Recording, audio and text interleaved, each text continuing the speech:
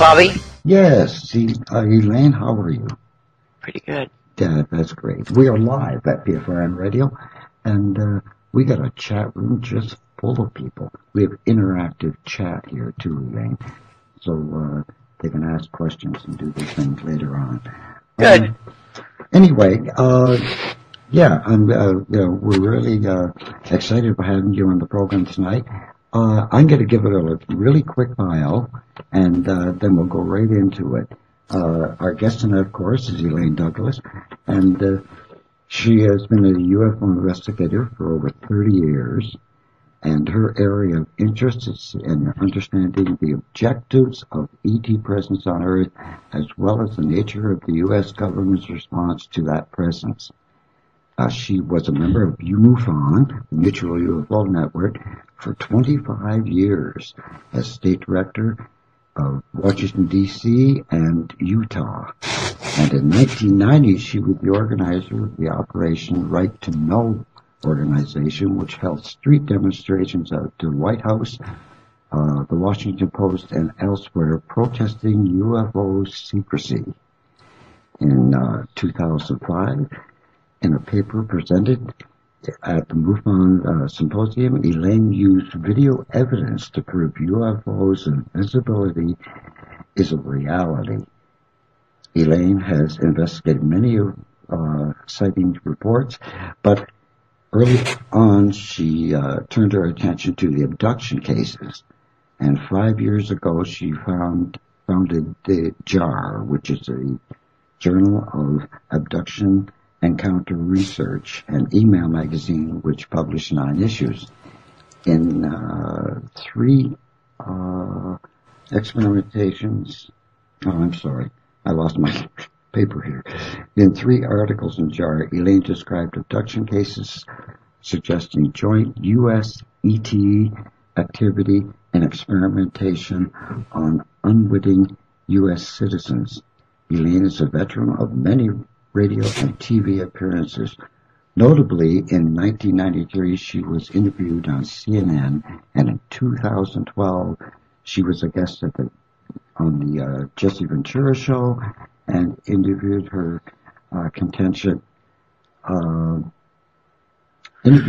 her contention of Robert Bigelow, an intelligent asset operating in the UFO research community. And in 2013, Elaine presented the most recent contention that multiple reports of U.S. citizens victimized by psychotronic weapons, that I'm very interested in, represented efforts by the U.S. intelligence agency to test and deploy mind control technologies derived from ET abductions. Boy, you have quite a bio there. Well, you can see from that, Bobby, that I'm an inveterate UFO researcher. Right. You know, years ago I wanted to be a newspaper reporter, and of course as a newspaper reporter you always want the big story. And so I didn't become a newspaper reporter, but I did find the big story. And the big story is UFOs. I don't know, unfortunately, I guess you'd say unfortunately. Nobody wants to hear that story. But it sure is real. Well, it certainly is. I know that on Project Freedom Radio we have so many different people that we've interviewed, and you certainly can't turn your head and say there's nothing to it. That's for sure. Well, yeah, that is for sure. You told me, Bobby, you told me that you're interested in the ranch. Yes, the Skinwalker Ranch. Yeah. The Skinwalker Ranch, which is a point of departure for me. The Skinwalker Ranch is a property in Utah, in the northeast Utah, in a rural area where for a long time there's been extraordinary phenomena unfolding on the ranch. And it was owned by a person that's called Gorman, his last name, he and his family. And they lived on the ranch and tried to ranch there and were assailed by so much extraordinary phenomena that they just practically fell apart. So they contacted Robert Bigelow Mm-hmm. and asked him, did he want to buy the ranch? Well, he's probably the only person in the world that would buy it, but he did. And so he's owned it ever since. And so we're trying to, some people are trying to figure out what he's doing on the ranch, but there was a book written called Hunt for the Skinwalker by two of Bigelow's sidekicks, Colm Kelleher and George Knapp, in which they discuss the phenomena on the ranch. Tell me, what do you know about the ranch, Bobby? Well, I know that Robert Bigelow was involved in it, and I know that he's bought it. I'm not sure if he owns it right now, does he? Does he still as far as I know, he still owns it. He still owns it. Now, Robert Bigelow, of course, is a philanthropist. He owns a budget hotels, Bigelow Advanced Aerospace Studies. He's also involved with, and he's a billionaire. And he has put up in space a space module of some kind. According to Forbes, he's not quite a billionaire. Okay. Really not but he's probably worth close to $1 billion. Right. And he's a man he's 68 now. Mm-hmm. He went into real estate and made a considerable fortune from what everyone says. And in 1999, he founded Bigelow Aerospace. I think he had some aerospace going before that. Because apparently he has a lifelong dream of being in space. Okay. And, you said he's a philanthropist. I think a reasonable person would conclude that he's an intelligence asset operating in the UFO community on behalf of the UFO cover-up.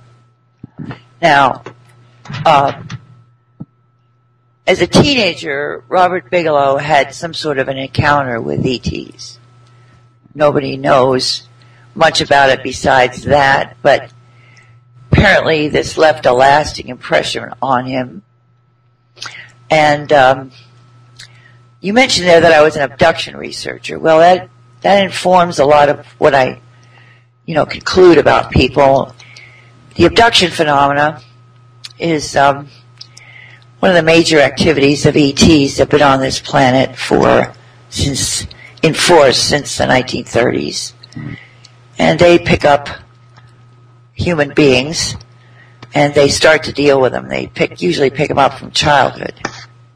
Now, the reason I bring that up just then is because it's not so typical that a person would have one encounter. In fact, it's not typical at all. So it's quite possible that Robert Bigelow's had a series of encounters. And one of the stories that I collected about Bigelow, because I did a lot of research on him and interviewed a lot of people, was this one. One day, some UFO researchers that had a project they wanted to get funded went to his place in Las Vegas to see him. And he appeared in a completely disheveled manner. Looked like he just got out of bed. I'm tempted to say he still had his pajamas on, but I don't know about exactly that detail. But he's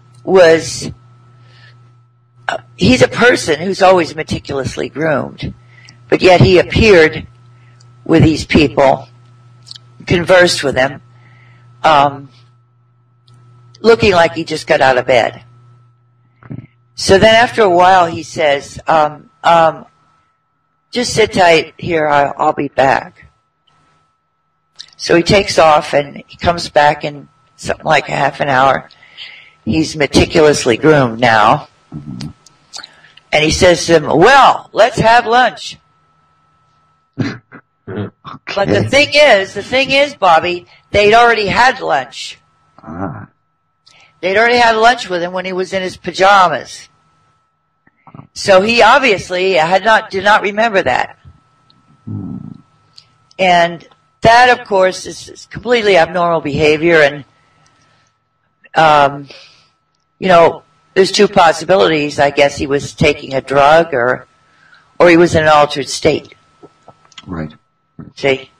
Because if he is an abductee, then, like I said before, he's going to be dealt with periodically. They're going to swoop down on him periodically, and they're going to put him in an altered state. And he may do things just like he just did. I mean, completely out of character, appearing in his pajamas, disheveled and all that. And he comes back, let's have lunch. So you see, he's got his own internal driver with this UFO stuff now. And probably because of that, he develops this dream in his early life that he wants to go into space, but he's no good at math, and he's no scientist. So he goes and studies real estate, and he works for almost 30 years. Amasses a fortune. You know, and then in the 1990s. Go ahead. Whoop. Did we lose her? Can you hear me? Yep, we hear you. Good. In the 1990s, he remakes himself. And he may have had some precursor aerospace companies, but in 1999, he opened Bigelow Aerospace. Now that is a would-be commercial space venture. In other words, one of his business now is to put up, he's already put up a couple objects into space. But he wants them up as hotels in space. Mm-hmm. And working space for scientific groups. Right.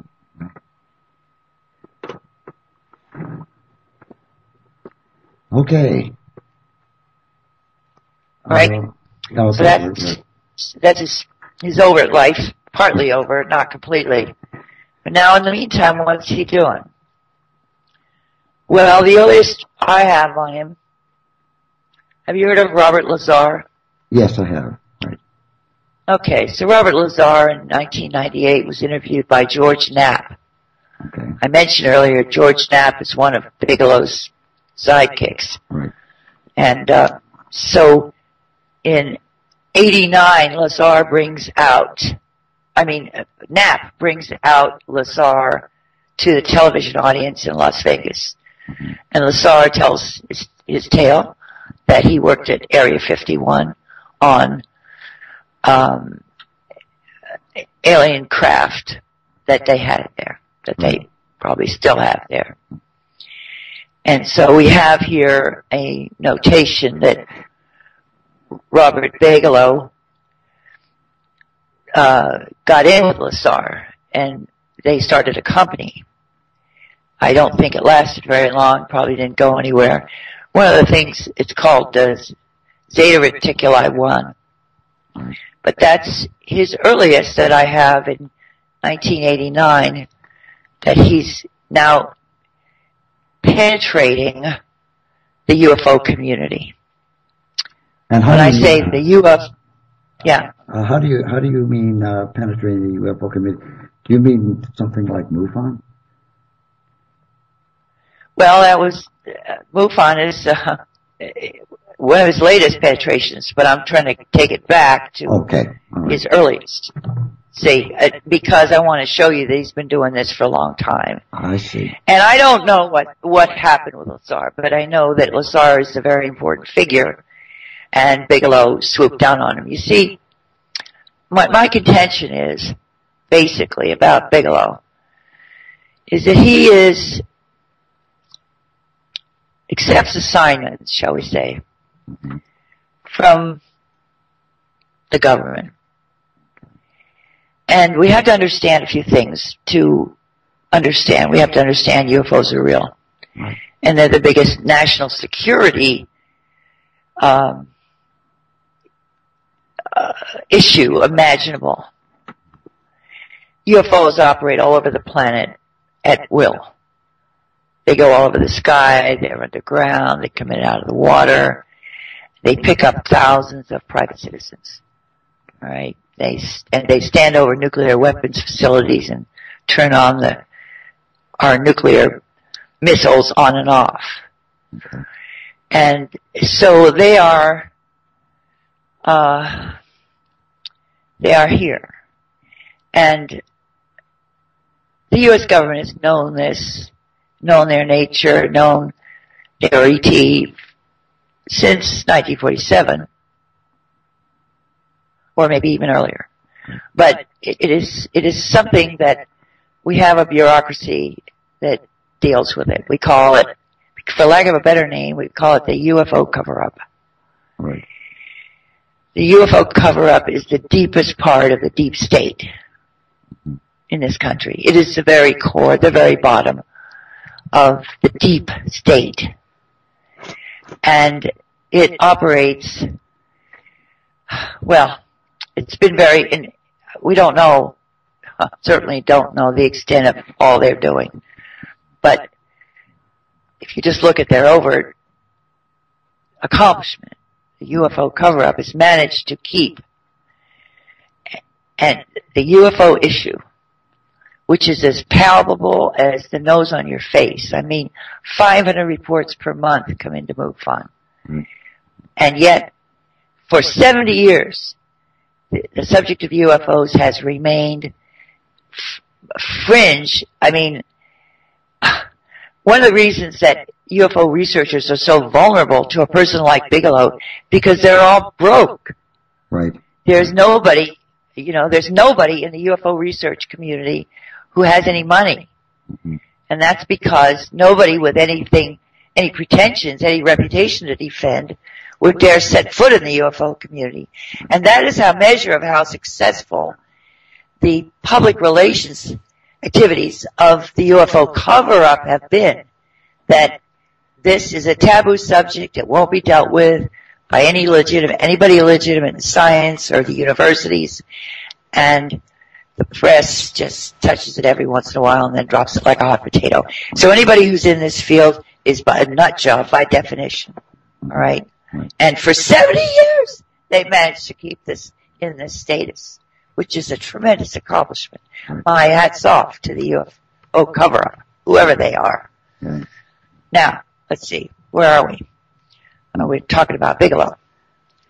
Okay, so the only people in the United States who, however, have not been, who do not believe that UFOs are crazy is the UFO research community, which consists of, probably worldwide, about 50,000 people. Consists of researchers and witnesses. There's a lot of people in the UFO community who are witnesses, who have seen a UFO or who are abductees. And they know the reality of the phenomena, and they become, people who have this knowledge become kind of desperate. We're all kind of desperate about it because it's the most revolutionary development in human history. Well, do you know what and yet we can't get it on. Yeah. You know what I find absolutely fascinating, Elaine, is the fact that up until 8 years ago, I retired 8 years ago from law, and if I walked into a courtroom and I had 5 witnesses to somebody stealing something, that person went down. You'd get a conviction. A conviction like you wouldn't believe. Yet we got 15,000 people and nobody believes it. Well, I just find it fascinating. Right. Right. It's really a remarkable thing. And what it's based on is the profoundly radical implications of what is being maintained. What we're saying is happening here. And there are parallels. The 911 critique of 911, that it was an inside job. The critique of the JFK assassination. Right. Excuse me. that was accomplished by the CIA and not by a lone assassin. These contentions UFOs are the most radical of those three, but these contentions are so radical, they're so profound, that people just can't deal with it. All right? They just can't deal with it. So out comes the government and says, don't worry, there's nothing here to see, keep moving. And people say, you know what, I think I will. You see? So that is what is happening in all three of those areas, and so forth and so on. Now, you had a question for me? No, I didn't. John, was there anything in there? Yeah, Cindy's asking, what are some of Elaine's experiences on Skinwalker Ranch? I've never been to the ranch. Oh. I'm a student of the ranch.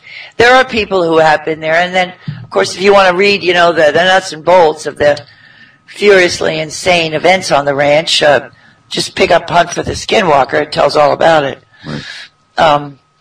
Doesn't really, so it's no job, but it does give you the livid events. And you see, I'm myself here. I'm trying to interest people in understanding what is operandi of this individual, Robert Bigelow, and how he works for the government in part, and exploits the UFO community. We are the people, see, who are on the front lines. We are the people. I'm not an abductee myself, but we are the people who contend with the phenomenon in real life.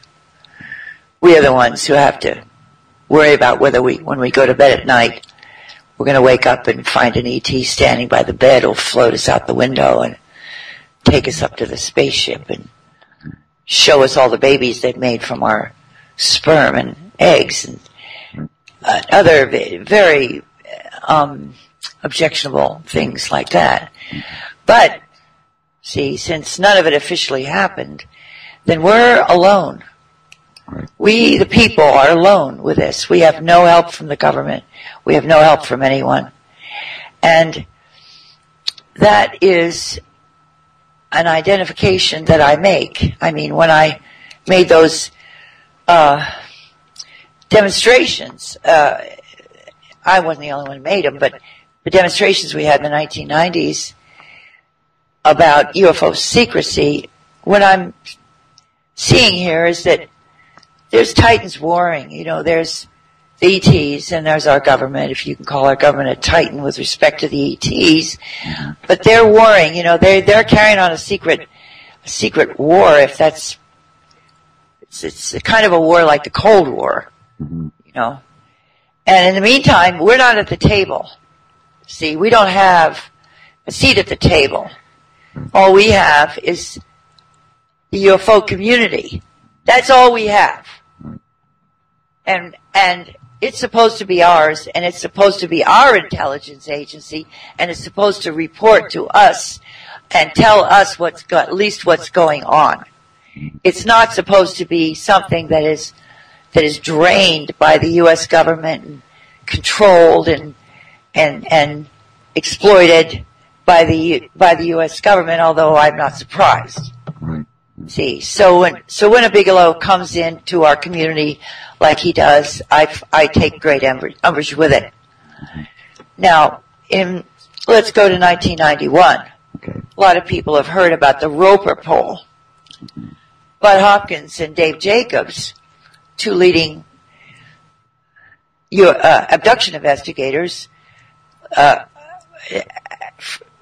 a lead role in organizing the Roper poll, which was a nationwide poll, to try to figure out how many people were affected by the UFO phenomena, and particularly trying to figure out how many people had been abducted. But the person who funded the Roper poll was Robert Bigelow. Now, not many people know that. No, I didn't know that. Yes, so he's done a lot of things that people don't know about. But, you know, here's where he is. He's starting out on his space career. And, you see, he is operating in a milieu there in the NASA, the remnants of the NASA community, and trying to put together this I suppose he hopes, I'm sure he hopes, profitable commercial space venture.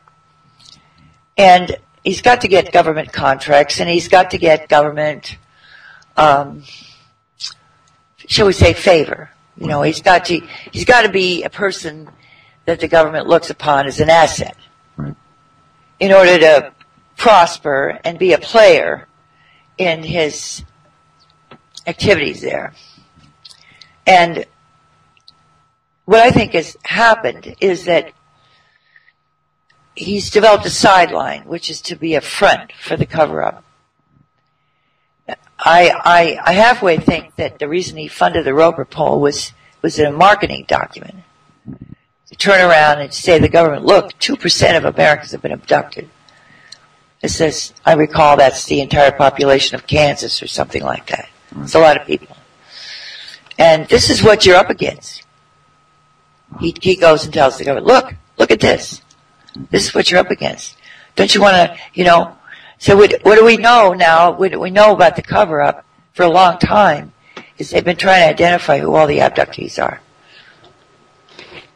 And it's a big discussion about if they know who. I don't think they know who all the abductees are, but I believe that's certainly one of their objectives, is to find out who they are, and then they want to surveil them. And in parallel, I believe they started the MILABs, which are military abductions. These are situations where the government abducts the abductees and interrogates them and puts them under tests and, you know, does a lot of things, because what I assume the government wants to do is to find out what's going on with the abductions. Now, in the meantime, the government has a lot of already information about the abductions. And you said in your introduction that I contend that all these people now who are springing up all over the internet, the so-called TIs, the targeted individuals. I don't know if you've read on this, but there's more on the internet than you could ever possibly read. Oh, I know. Of people from all over the world who claim that they're being targeted from remote locations, and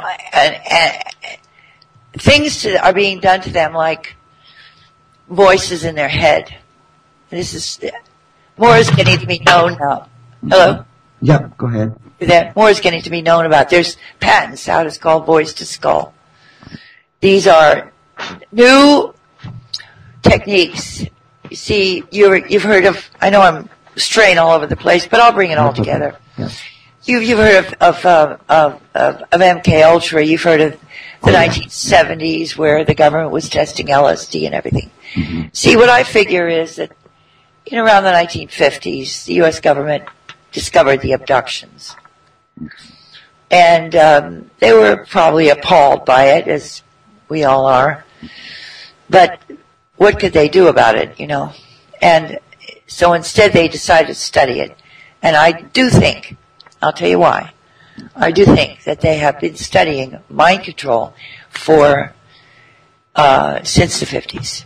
Our government, on our own, see, because they found out about the abductions. They found out what the mind control capabilities of the ETs are that they use on the abductees. Okay. And they said, holy cow, we have to get that too. Mm-hmm. And so I think that these TIs, because, you know, when you read their stories and so on, it could be buried in there, and in some of the story is that they're really alien abductees. But there's so many of them and so on. They don't talk about ETs, you know, they don't seem to have any memory of it. That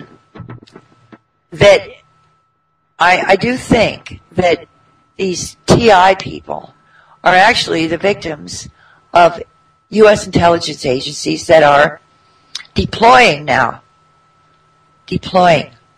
mind control technologies that they copied from the abductions. Because if you look at as I have, you know, for decades now, as to what the abductees report is being done to them. And then you look at what the TIs report is being done to them. You can't tell the difference. You can't tell the difference. Except for the walking through walls and being carried off in the night. But the MyLabs, they carry them off in the night too. So, now where was I? So we back to Bigelow. Psychotronic weapons there, don't we? I think so. I really do. And I mean, you have to look at it realistically. If you were the government, you discovered this was being done, you would say, we got to do it too. Yeah. We have to understand that technology. See, about the cover-up, we always thought that, what they're interested in is the anti-gravity propulsion. How do you make the UFOs fly? Yeah, I'm sure they're interested in that. But in the meantime, they've got this other huge endeavor, which is to understand the mind control technologies that the ETs are using on the abductees. And I do believe that when we look around now and we see all these TIs being, having things inflicted on them for years, and you look at the range of things, and you look at the range of things with the abductees, and you see the lists are practically identical, and you've got to say that it's highly likely that the U.S. government has copied and is deploying the ET mind control technology. And I wonder how far that's gone. Well, it's gone pretty darn far because they're destroying the lives of these people. Mm-hmm. They're torturing them. They're inflicting pain and voices in the head. And, oh, dear, now I have to recite the symptoms. I don't have a list of them here. Yeah, go ahead. Sleep deprivation and stalking and just a whole range of things. I wasn't thinking about this for our phone call of actually going into that, but you look at it and you say, oh, that's the same stuff the ETs do. And I know that a lot of people who are abductees think the ETs are the greatest things since sliced bread. But that's what they're supposed to think. That's what the ET's abduction program is designed to do. It's designed to convert the abductee to bonding with the ETs and championing their cause, however vaguely they understand it to be. And so I think that's why many of the abductees say, the ETs are wonderful people and they're doing all these wonderful things and so on. But, all right, now we got to get back to Bigelow. Okay. So Bigelow comes in, he's coming in 1991 and 1989. And his overt is aerospace and his less overt is he becomes a philanthropist in the UFO community. Mm-hmm. Now, as far as I'm concerned, he's a natural. Right. Because he's not saying UFOs are not real. He told the New York Times UFOs are real. He came out in the New York Times. He said they're real and they're very, very, very important. And if you looked at that Jesse Ventura show, he's got a picture of a gray right up there on his logo on his building in Las Vegas. Yeah, I saw that. Wow. So you have to be that to function in the UFO community. Right. So here he comes in with money. Now everybody thinks, here's the thing. Everybody thinks it's his own money. They think it's his money. But after a while, you're going to play an excerpt from a man who worked on the ranch as a guard who will tell us that he saw paperwork that his salary was paid by the NSA. Right. And that in 2010, he was hired in 2009, and he was fired in 2010. He says everybody on the project was fired. We were told we lost our contract. Say, we lost our contract. Now, if we were to fast forward here a little bit, what did Bigelow do with MUFON? Do you know what MUFON is, Bobby? Yes, Mutual UFO Network. Yeah, it's the biggest UFO organization. Right.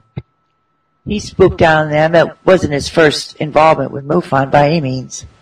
But that involvement, let's see, when was it? Maybe 6 years ago. He swooped down them and said, you know, I've got a cool $650,000 for you guys.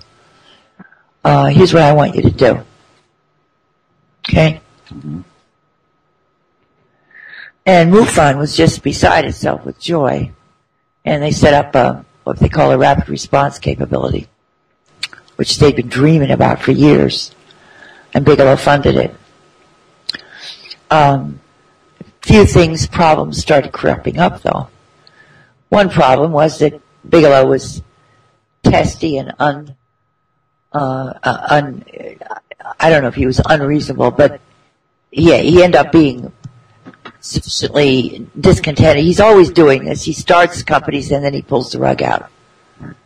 He starts efforts and then he comes in and he complains and says they're not working right, and he's going to end them now, which is what he ended up doing with MUFON. He paid half the $650,000 it was supposed to pay, and then he just terminated the thing. Now, some of us think that he terminated it after he got enough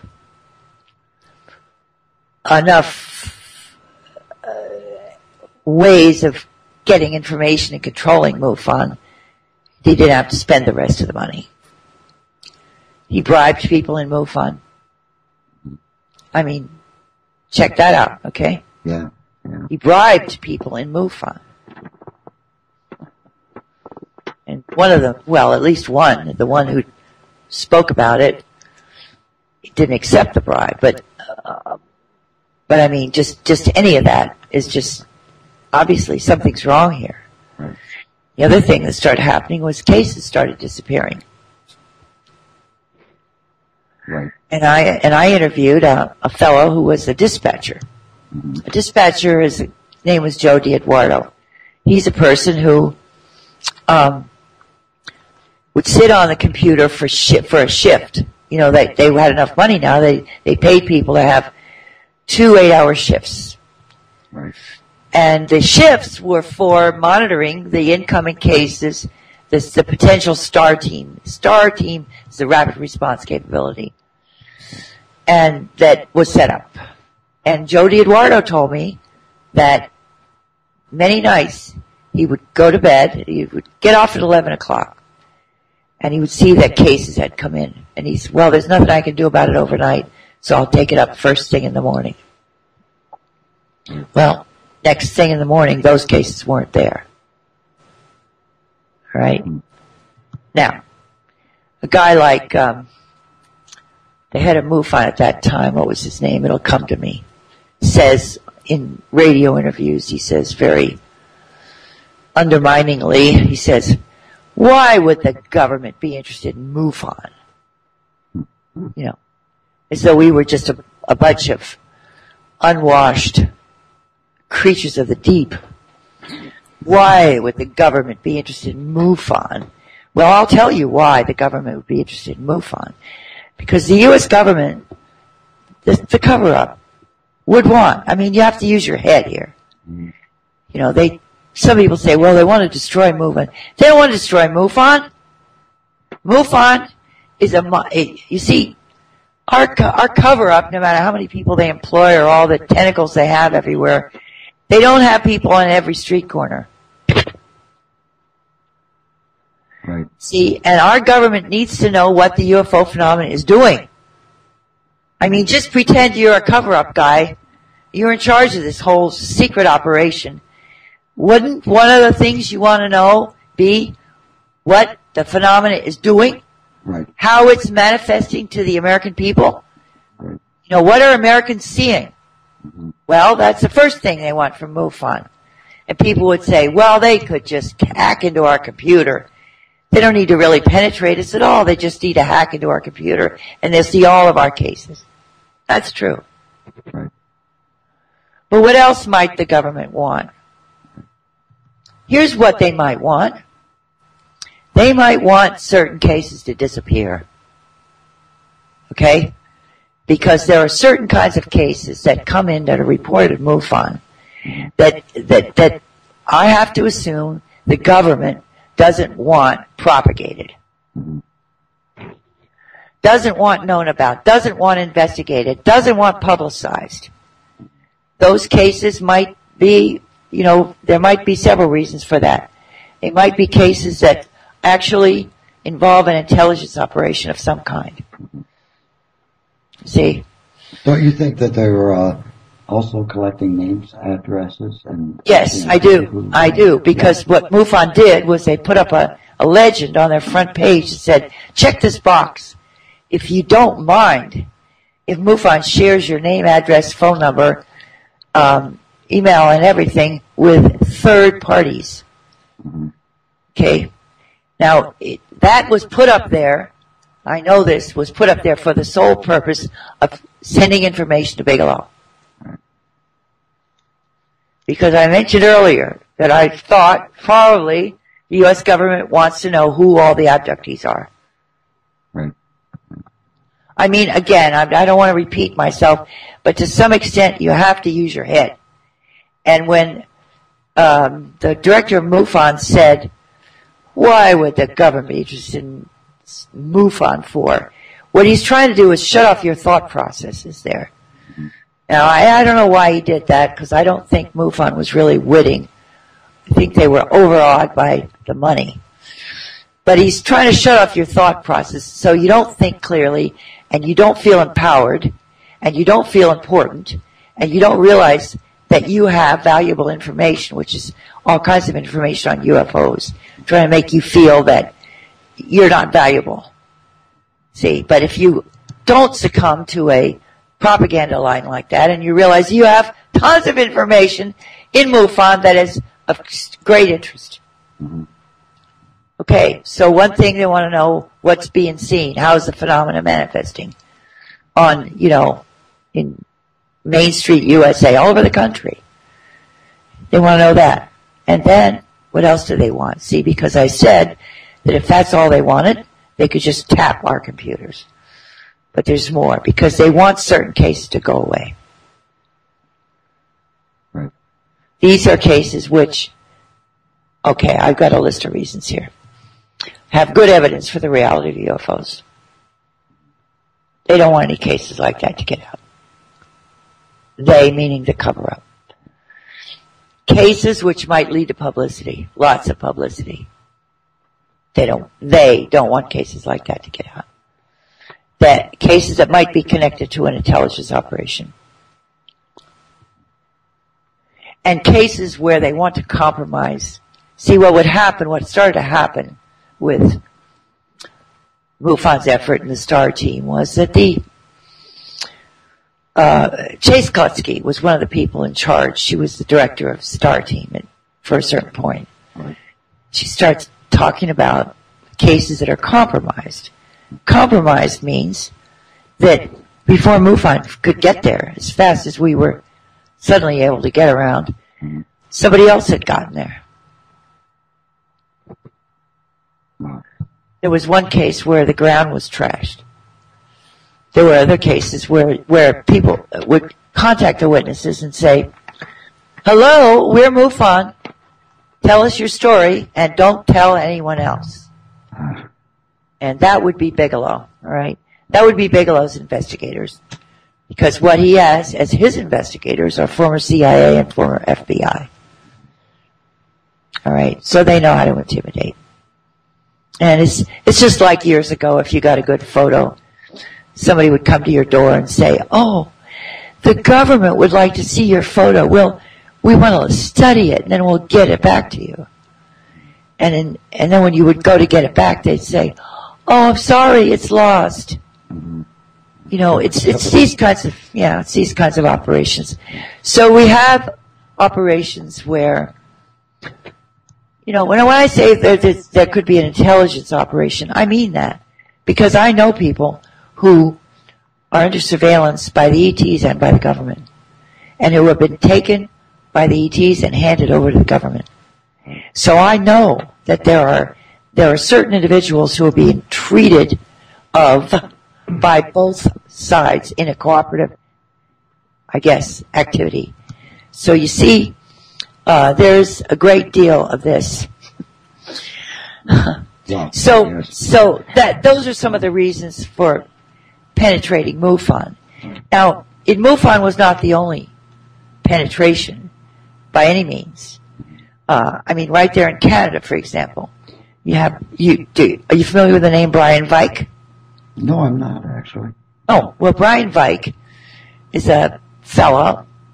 I think a lot of your listeners will be familiar with him. Let's see, what was he called? He was Mr. Canada, Mr. UFO.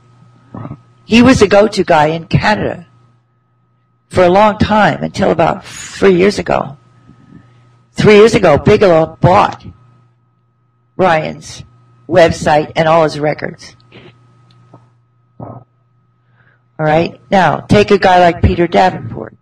Peter Davenport is the head of the National UFO Reporting Center. It's a huge website with reports. Now, Peter doesn't investigate any cases. He just takes reports. He's been doing it for many years, and he's got lots and lots of reports. Now, in 1995, Bigelow swooped down on him and said this. Said, Robert, we're prepared to send a bunch of money over there to you. We really admire your operation. And, enough money to make you comfortable. But, and here's what we're going to need. We're going to take certain of your cases. And these cases, Robert, you're not going to be posting them. You're not going to be looking into them whatsoever. I'm just going to take these cases for myself, says Bigelow. And other than that, you just carry on as before, except that I'll give you a bunch of money. Now, Peter Davenport turned that offer down in 1995, but it seems to me a template for what Bigelow may have done with MUFON. See, now let's talk about the ranch, okay? The ranch was purchased by Bigelow in 1996. Now, let's see, where do I start with the ranch? Well, I know. Why don't you play that excerpt? Okay, we can do that. Yeah, go ahead. Yeah, we'll play that. This is from, what is it, Paracast, theparacast.com, and it's Chris Steinberg and Chris O'Brien are the hosts, and they were interviewing David Weatherly and Ryan Skinner, investigators of the Skinwalker Ranch, and they ended up interviewing a gentleman by the name of Chip, who was on security at the ranch from 2009 to 2010, and then he left because they said they lost their contract. Let's play that clip, and you be the judge of it.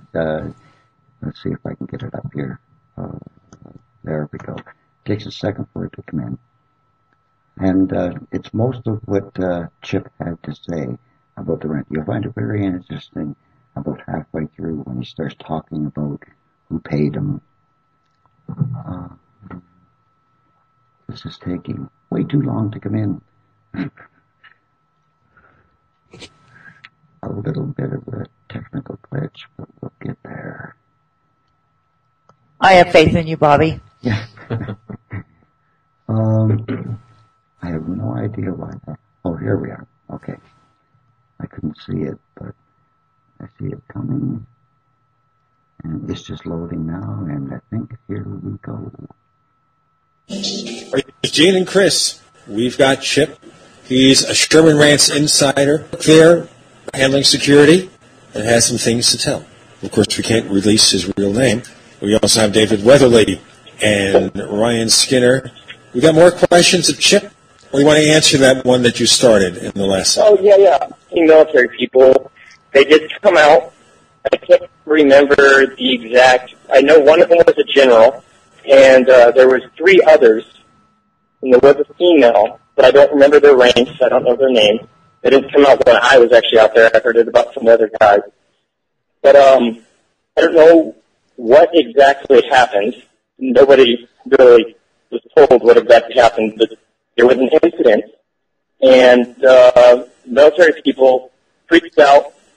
They wanted to be escorted off the property immediately, so they left. I don't know what the incident was. I know they freaked out, every single one of them. Freaked out in fear or what? In fear. And they wanted to be escorted off the property immediately, which, with people being in the military, you do have training, so you're not just some average, Joe, like, scared of the boogeyman, can't come after me. So we're talking about a military person freaking out. That's itself a bit of a freak out. Multiple military people. It wasn't just one. It was multiple. So I don't know what they saw, but they saw something. And they weren't too happy about it and didn't want to be there anymore. So the other question was regarding if there was a urine test ever done after researchers would have some sort of encounter. Another rumor that I came across. Yes, they did urine tests to us. If we saw anything, if there was, take pictures and there was multiple orbs and we felt something like, a cold feeling or just like felt something different, like I was telling you about how we had to take pictures and see if there was the orbs in the pictures. Did that, it was in your report. They made you do a pee test. You had to pee in these little jars, and then you had to bring them back with you when you went back down. Back down after your 2-week stay, you had to bring it back down to Las Vegas, where they had their little lab, and they did I don't know what they did with it, but they did whatever with it. They did their thing with it. Don't think they were making martinis. I don't think so either. Which brings me to another thing. They also had some guys after they went to there was a few guys that went to the ranch, and then there was a few that hadn't been to the ranch yet. They sent the guys to pay for the trip to Reno on a weekend, paid for the facility to be open, and get brain scans on all the individuals. You mean MRI? MRI, yes. And they would not let you. They would not let you look at it. They said the only information you would get is if you have a brain tumor or something life-threatening, wrong with your brain. Then they'll give you some information on it. But it seems peculiar that they would believe there was some reason to fear a brain tumor. So you're still alive, no brain tumor. Well, you're almost no brain tumor. Biological connection to what's going on. That whatever they witness or experience makes some sort of physiological altercation to the witness, and just me theorizing, but that would be my guess. Either that or a drug test. One of the two. Well, what did you think of this type of scientific interest in security personnel and others who were on the ranch? I mean, did you ever ask any questions? What do you think they were looking for? What were they looking for? I don't know. Something not normal. Something out of the norm, definitely. As far as, I don't know if I want to say paranormal. Yeah, I don't know. But it was definitely something, and for military, those 4 high-ranking military people to be freaked out about something, for, them spending and paying over money to have MRIs done on the individual's brains, that just, it's not like we were sick or anything. So why are you spending all this money? There's obviously something going on. It's almost like we were the guinea pigs. They were testing us. It's what it seems like. You know what I mean? Like they were examining us. Is what it feels like. Like we were the test dummies here. Like I don't know. Like if they have some new military thing they're using out there, and they wanted to see how it affects people. I don't know. So are you suggesting here that maybe you were hired not so much to provide security, but to be a lab rat? Exactly. Exactly. Did they do similar experiments on tests on the dogs? What's that?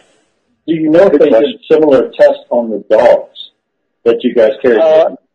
No, not while I was there. They didn't do any tests on the animals. You just had to take an animal with you, and if they acted weird or like I said, they laid down and stuff, then you start taking pictures. But other than that, they didn't do anything, to my knowledge, with the animals. Well, at least they cared about the people, I hope. Oh yeah. But you don't know if anybody coming down with any illness or ailment as a result of this? No, I don't know of anybody getting sick or having anything wrong with them, but it's just normal people don't just spend their money to send random individuals to get brain MRIs done and all this, and then pay somebody to sit at a ranch, and do all this stuff that you had us doing. It's just not normal. So ask you a quick question here, just a quick question, Chip. And that is here, you were there for just a number of weeks, and that was it. Was that the intent to hire you for a short duration gig, and that's all? Well, they got rid of everybody. They did a mass hire, and not just the guards. They hired investigators. They hired doctors. They had all sorts of like doctors. I mean, by like nuclear physics and all that. They had several people they hired. The building that they had in Las Vegas probably had about 50 to 60 people at the peak of their hiring. Now, you're not saying, and I'm not going to ask you to be too specific, but roughly how many years ago was this? 2009. Okay, so just 3 years ago.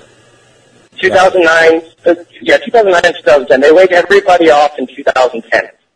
Did they give any reason or just say, that's it, you're finished, goodbye? They said we lost our contract. And I actually saw some paperwork out at the office in Las Vegas there. They're actually under contract by the government. All of our pay, everything. Wait a minute. Hold on. Which branch of government? The NSA. NSA. Yeah.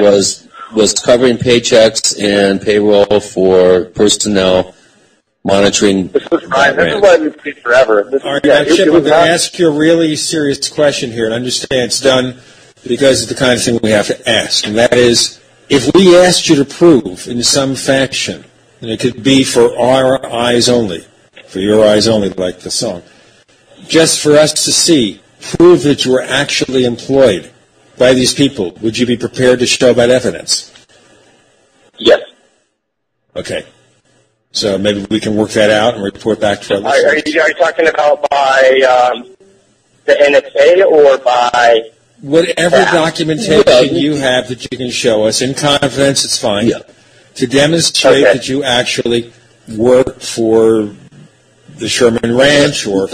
Gene, let me cut to the chase here a little bit. We've already kind of gone through that whole thing, and based on my amateur opinion, he's already done that.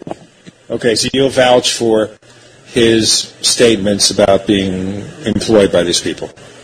Employed, I don't know, but let's just put it this way. He wouldn't have been invited on the show unless he'd already established his bona fides and credentials. We're talking to Chip, the Sherman Ranch insider. We have Ryan Skinner and David Weatherly with Gene and Chris. You're in. We have the Sherman Ranch insider. His name is Chip. And we have David Weatherly. We have Ryan Skinner. Any other questions of Chip? David? That was quite a bombshell that he dropped on us there. So you're gobsmacked. I'm a little bit speechless at the moment. Yeah, that was news to me too, there, Chipper. Man, I have heard rumors over the years that there has been government involvement up there. To my knowledge, you're the first person to ever come forward and say, not only was there government involvement, but it was a particular non-such agency that was involved. Well, David, what do you think? I mean, a mass hiring and then a mass firing. Chip, I have a question for you. Did you hear about some sort of appearance of this dog man just up the road in Fort Duchesne? I think it was in the late fall of 2009, right about the time that you were involved up there. Yes, I heard something about it. We didn't go out there. They had investigators that most of the time all they did was sit at their desk in Las Vegas and play, spades and solitaire. But anytime there was something that happened, they would go out and handle it. And they went out there and did it, but I don't know what came of it or anything. I just know they went out there, they took a bunch of pictures, they did a mold, like one of those plaster mold things. I didn't see it. I know they did it. That's about all I got from it. And this was all related to the dogman sighting. To the dogman sighting, yeah. They were all out there. And I know one other time there was another sighting. It wasn't out in Utah. It was actually out in New Mexico. There was some sighting of some light, and they all scrambled all the investigators and sent every single one of them out there that day that they found out about it. But they would only do it if they had multiple calls. Obviously, not just one person saying, hey, I saw this sheep cross the road. They're not just going to send everybody up there. But I guess they had multiple witnesses to this light or whatever they saw, and they sent all of the investigators out there. Usually they would only send two, but they sent all of them out there. They went and bought rental cars. They went and got rental cars and then drove out that night. Where in New Mexico this was? I'm not sure. It was over by Albuquerque, but it wasn't in Albuquerque. So I don't know the exact place, but I know it was over near Albuquerque is where they were going. Well, I've got some questions from the Paracast forum. We have quite an elaborate group of very up-to-speed individuals that post at forum.theparacast.com. And as you can imagine, there's been quite a bit of interest in the show, and there's no way that we're going to be able to get to all the questions. But here's a question for you, David. Has anyone had the opportunity to speak with the Sherman family in recent years? And if so, have any of the family members experienced anything out of the ordinary since leaving the ranch? Now, you and I talked recently that Gwen Sherman is actually still in the area. Has she mentioned any sort of blowback, psychic or paranormal blowback about her experiences there?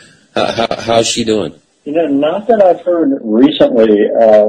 Ryan might have some input on that since he's been up there in recent months. Have you heard anything about that, Ryan? I have, interestingly enough, I posed that exact question to her, and the answer was, since moving off the ranch, one of her concerns was that the phenomena would follow them. And my understanding and her response is that it has not. It's affected her. It's changed her family's life permanently.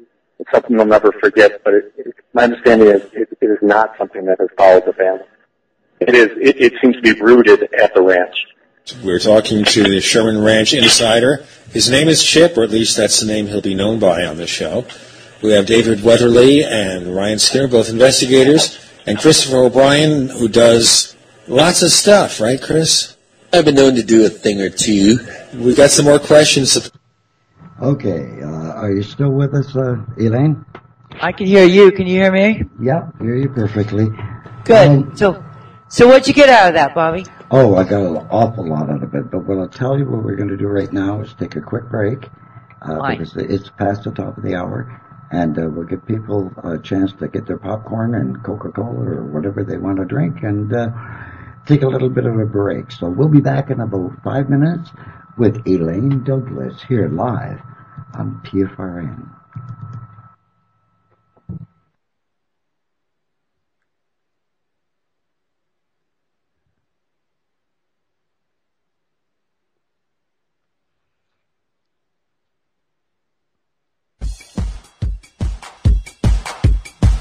Stay tuned again, 5 minutes.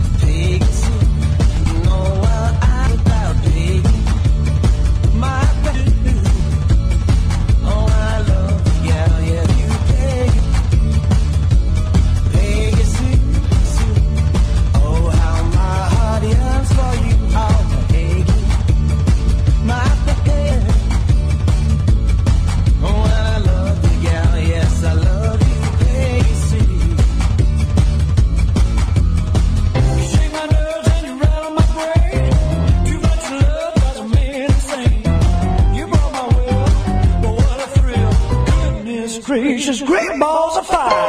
Love doesn't fall funny. You came along, whoa, honey. I changed my mind, it's good and fine. Goodness gracious, great balls of fire. Come on, baby, oh, I shake, come on. Yes, I said, come on, baby, baby, you can't go wrong. We ain't faking, oh.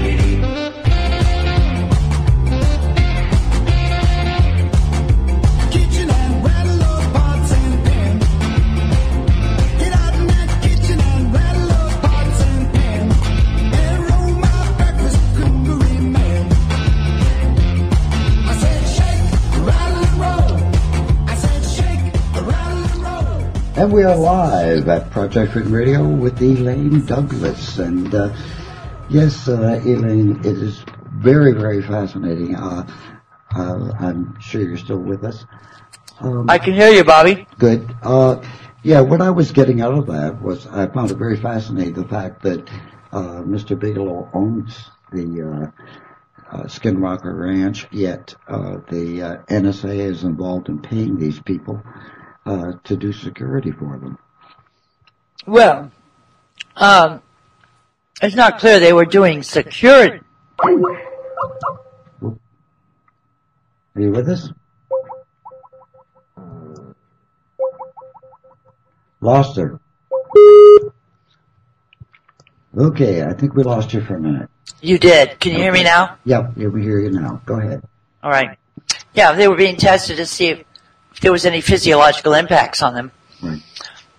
Oh, by the way, I can echo now. Okay, May's gone. Okay. But you see there that the contract was from NSA. Mm-hmm. Now, you see, people think Bigelow spends his own money. But that's my point here, see, is he's not spending his own money. He's operating on behalf of. Right.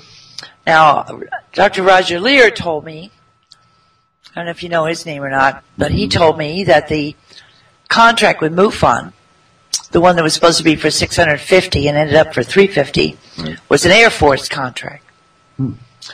See? And Bigelow said at the time, actually, that he had unseen backers. See, but here we have MUFON permitting a person with unseen backers to have full access to MUFON.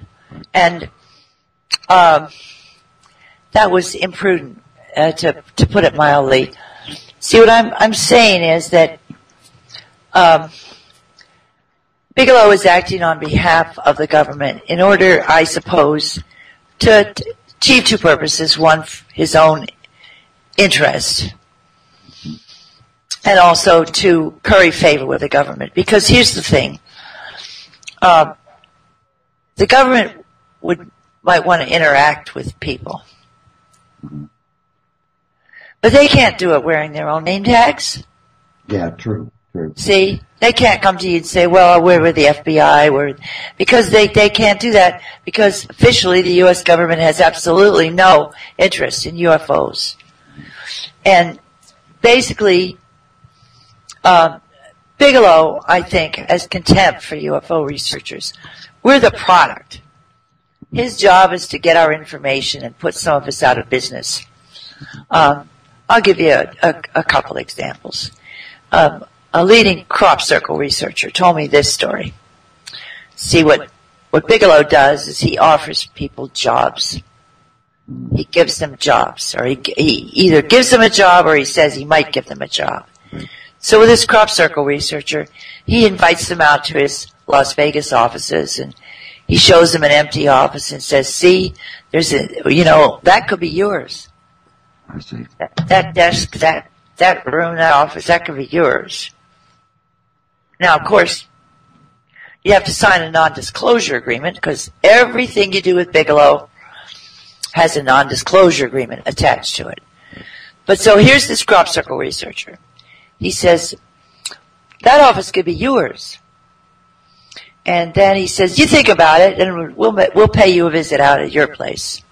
So what Bigelow does, he gets in his private airplane, and he flies with George Knapp, a guy named Peter Duff, someone told me he was no longer alive, and another person. And they go out to this researcher's offices. Now here's the scene. This researcher, this was at the time period was, do you remember the alien autopsy flap? Oh, yeah. You remember that? Remember how there was a film and it was supposed to be a real alien autopsy? Okay, so this researcher knew the guy, I forget his name, who put the alien autopsy film forward. He knew where the film was. He knew where the guy had hidden the film, and he knew where the guy was. He knew all about it. He knew everything. And so Bigelow lands at this man's office, and he says, here's the scene. He puts Peter Duff, or the other guy, across the room from the researcher. Right. And this guy commences a stare. You know, the stare that kills goats? Right. Okay. He continuously and unabatedly and unremittingly, no blinking, nothing, starts staring at the researcher. Okay. Bigelow goes behind the researcher's shoulder, and he says brightly, show me your database. Go ahead. Oh, I want to see it. I want to see your database. In the meantime, here's what's going on. George Knapp is wandering around the office, fingering this guy's files. He finds the file that he's looking for, which is the file from the guy who did the alien autopsy film. He opens the file, he reads the contents, he takes notes. This is one thing that's going on. The other thing is the other guy's staring unremittingly at the researcher. And Bigelow's standing over his shoulder saying, yeah, let's see that part of your research. Let's see this. Let's see the other thing. That was the scene. Mm-hmm. And it goes on, I don't know, they're there a half hour or something. Then they leave. Then the next morning, Bigelow calls from the runway. You can hear the plane roaring in the background. He says, oh, by the way, researcher, we've decided that we won't be hiring you. We won't be needing your services. Mm-hmm. See, So here he's got this kind of total exploitation of the researcher. And it's amazing how the researcher doesn't jump up and run across the room and say, what are you doing with my file? Well, it sounds like he doesn't say, what, with this other guy, why are you staring at me like that? Like, stare that'll kill a goat. right. He's just discombobulated because, after all, Mr. Bigelow has shown up, the billionaire philanthropist from Las Vegas. He's intimidated. He's discombobulated. He doesn't snap. After they leave, he feels horrible, the researcher. He realizes what's happened. Right. See, they wanted the information about the guy with the alien autopsy film, and they knew this researcher had it. All right? So they literally rifle his files right in front of his face. Wow. And the guy staring at him unremittingly was probably in some kind of attempt to mind control him or hypnotize him or, Right. That's what it sounds like. yeah. And I mean, this kind of thing. Now, take another guy like Bruce Cornett. Bruce Cornett is a wonderful man. He's a PhD geologist or geophysicist, and an abductee with terrible, tormenting things that have happened to him over the years. Bigelow says to him, "Oh, I want to hire you. I'm going to hire you." And Bruce Cornett moves across the country and takes a job with Bigelow. This job lasts 4 months till he's abruptly fired, which happens all the time with Bigelow. There's nothing for him to do. Of course, he signs all the non-disclosure agreements.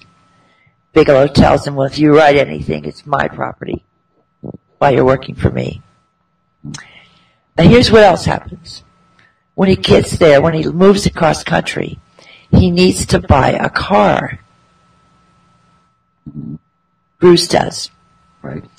And he goes to the dealership. Oh, there was somebody assigned to him. I forgot the name. A person was assigned to the researcher to help him get settled.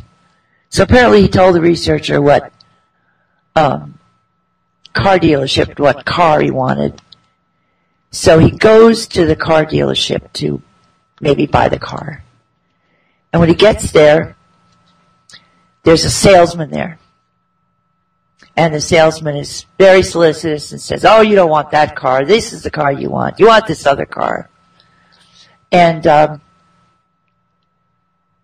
so Bruce Cornett buys the other car. But the thing is, this car was bugged. This car had a GPS on it, tracking device.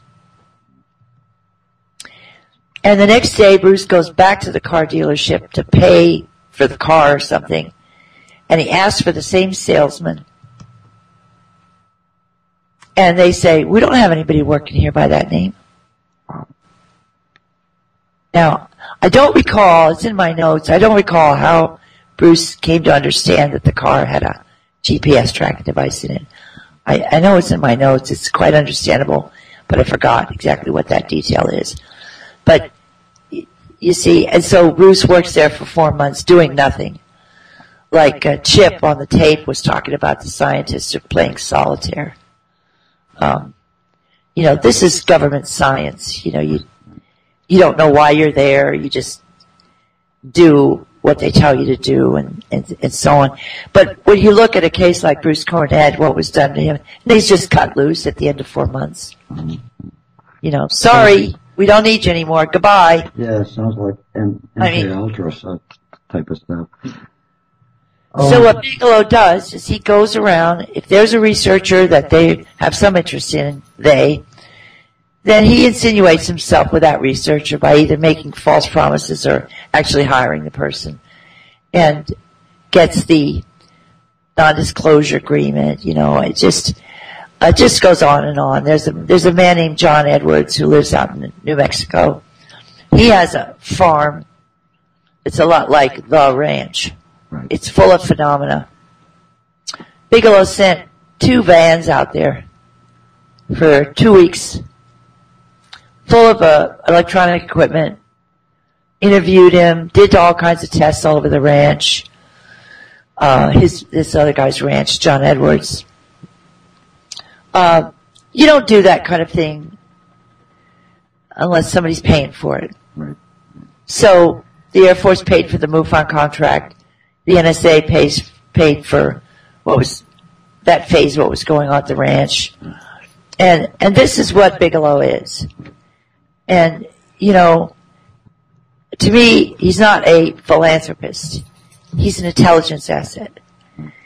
I can't prove it. All I can say is he looks like an intelligence asset. Say he looks like an intelligence asset. What do you think was going on at the ranch? What's going on at the ranch is, now this brings us to the question of the book they wrote, the Hunt for the Skinwalker. It's a masterpiece. This book was written by Colm Kelleher and George Knapp. Hunt for the Skinwalker. The reason that this book is a masterpiece in fogging. These men, they know perfectly well what's going on at the ranch. The ranch is an alien manifestation. It's a manifestation of the alien, I don't know what to call it except a psyop. You know, what I think is going on with these abductions, apart from the creation of hybrid beings, which is another phase of the abductions, but all the mind control that goes on with the abductions and stuff like what's going on is a way to come to understand the human being so as to understand what it will take to subdue this race. You know, and they're not in a hurry. See, so the ranch, the ranch is to dazzle people and intimidate people with the feats, which are technological feats that the alien is capable of. And they are, believe me, impressive. Well, yes. Does that include, you know, I've looked at a little bit of the Skinwalker Ranch, and there's so many phenomena that's happening out there, such as the orbs and the manifestation of different wolves, so let's say, or creatures. And yes, creatures. We're getting into almost cryptozoology here, and of course, these are machines, Bobby. These things they create, these are machines. Okay. But they're, you know, amazingly, they're living. They're living machines. One time I did a paper on this, a big study of all the cross phenomena, because I wondered if they were just holograms. But some of the people that, you know, the strange people that people have seen all over the world and so on, they've touched them physically. Or they've been close enough to see that they're actually physically living. And Bigfoot is another example of that. They're physically alive. Now, I don't know, you know, that if you talk about like a wolf that was seen at the Skinwalker Ranch where you fire right at it from close range with a shotgun and the thing just keeps walking, you know, that's a machine. Yeah. And what do you learn from, you know, the net effect of the ranch is to show we've got stuff that is over your head, and we are over your head. You know, we are strong and powerful, and you aren't. You humans are not strong and powerful. Chip said there was military brass out there, and they were so spooked that they wanted to get off the ranch right away. See, that's in the same category as UFOs poised over Mino Air Force Base, where they have the nuclear missiles, and the UFOs poised over there and turns the missiles on and off. See, people who are naive, they say, oh, the aliens are trying to send us a message to get rid of our nuclear weapons. Well, maybe so. But to my mind, they're trying to send us a message that, there's no point in you even thinking about even your most powerful weapons, your nuclear weapons, because we got, all we have to do is push a button, or we can turn them off. That's the message I get from it, you see. So the hunt for the Skinwalker. Now, in all these years that Bigelow's been funding the UFO phenomena, funding this one and that, what do we have? We have the Roper poll. We have a study that nobody can find anymore of black triangles showing that the black triangle routes were between military bases, suggesting that they were secret government aircraft. You're talking about like the Phoenix Lights. Well, Bigelow's outfit did a study of the black triangles. Right. And they charted all their, where they were when they were sighted. And they came to the conclusion that they were really government aircraft. Now, frankly, this is the kind of study that one government agency might fund to find out what another government agency is doing. Do you understand? Yep. Because not everybody is in on the cover-up. Mm-hmm. Not everybody there's many people in government in high positions, powerful people, who are not privy to the cover-up, but they know something is going on. And they might fund a study like that. And the third thing is the hunt for the Skinwalker. Now, the hunt for the Skinwalker, a book, as I said, by Kelleher and Knapp. And what I said about it is a fog job. And I said that these men know precisely what they're dealing with. They know they're dealing with an alien manifestation, but they don't say so in Hunt for the Skinwalker. What they do in Hunt for the Skinwalker is examine every crazy, wild hypothesis for what could be at the root of the phenomena at the ranch. They spend pages talking about maybe they are Civil War veterans who got up from their graves. Maybe they're the ones that are doing this. Maybe it's the Indian spirits that are doing it. And they go on and on and on with, 7, 8, 9, 10 different hypotheses. And they say, maybe it's this, maybe it's that, maybe it's the other thing. And when you get finished with a book, you don't have a clue what it is. You're walking away from that scratching your head and saying, gee, I wonder what's really going on at the Skinwalker Ranch. Okay? Now that is propaganda. See, what they're doing there is, Bigelow's got to put out something. Mm-hmm. He has to put something out to the UFO. He can't be all one way. He's got to publish something. So he publishes this Hunt for the Skinwalker, where he tells you, well, there's some things buried in there that are true, actually. But basically, if you think about the Indians and the dead soldiers and all these other dumb things that, you don't know what it is. See, so the point of the whole book is to make sure that you don't really understand it. Do you see? Right. Now, I'll tell you something. This guy called Kelleher, he's a PhD. He wrote another book before this book. That book is called Brain Trust, The Hidden Connection Between Mad Cow and Misdiagnosed Alzheimer's. It was published in 2004. Wow.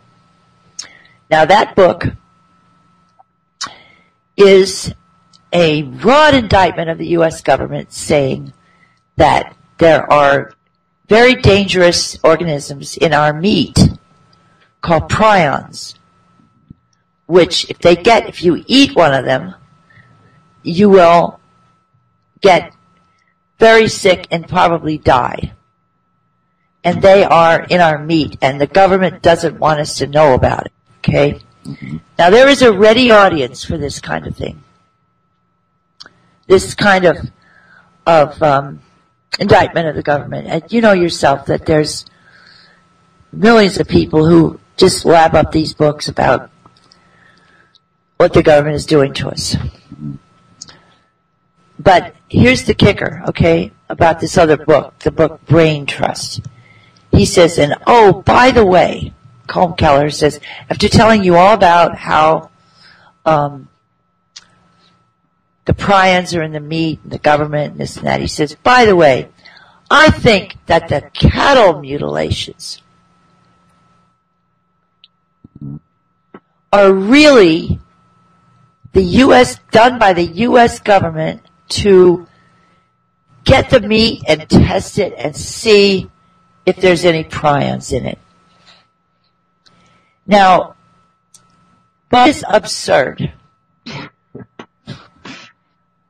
And not only has it been proven that the technology used in the cattle mutilations is beyond anything that's in the open, unclassified literature.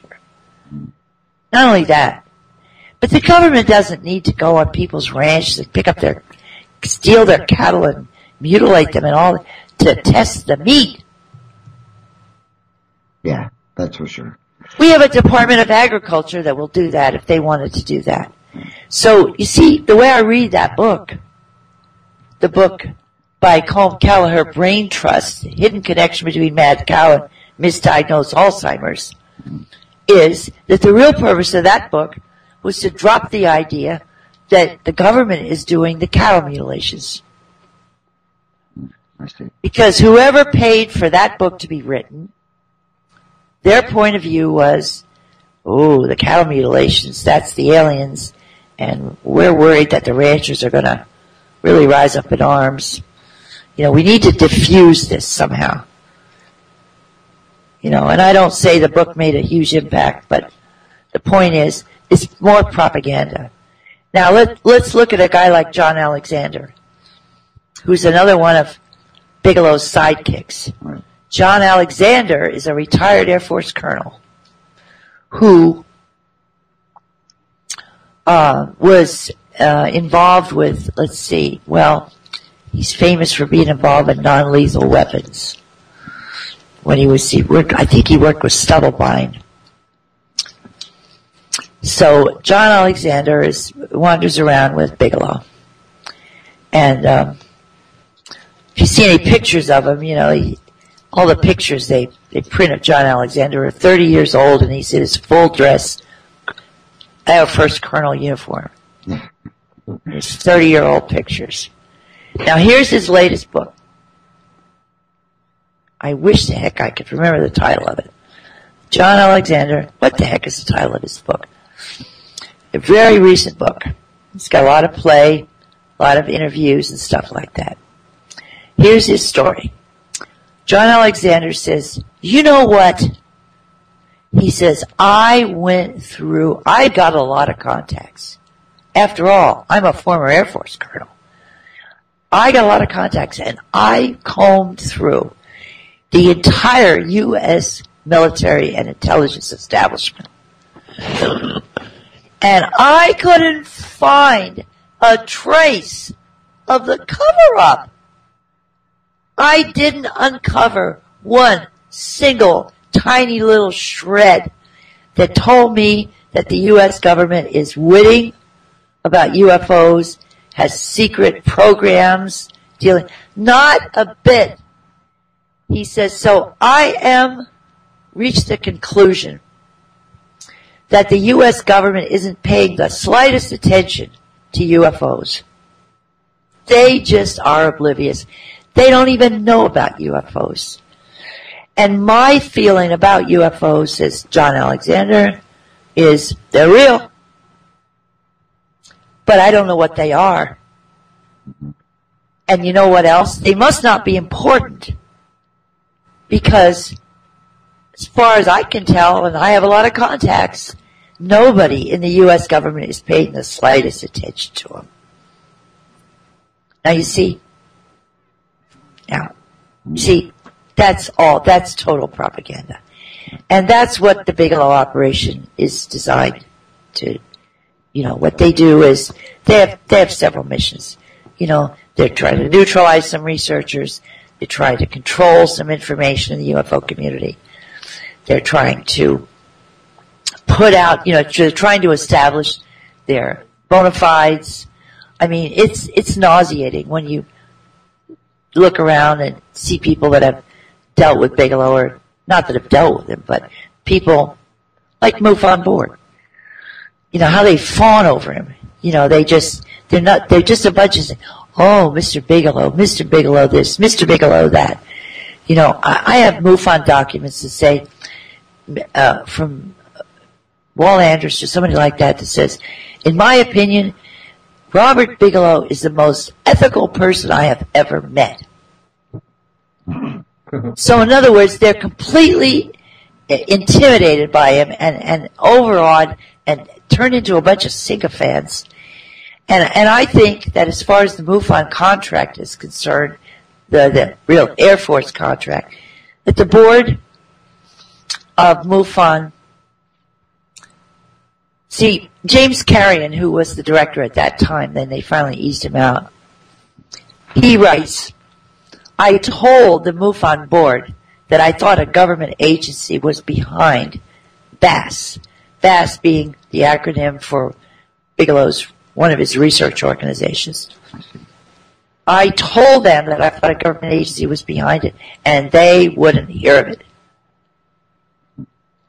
So to me, in the meantime, there was a member of the MUFON board, John Schuessler, who got a security clearance and was working for Bigelow at the same time that the contract went down, which is a complete conflict of interest, and refused to answer anyone's questions in MUFON about it, and so on. And so I feel that what is going on with Robert Bigelow, people really need to be aware of it,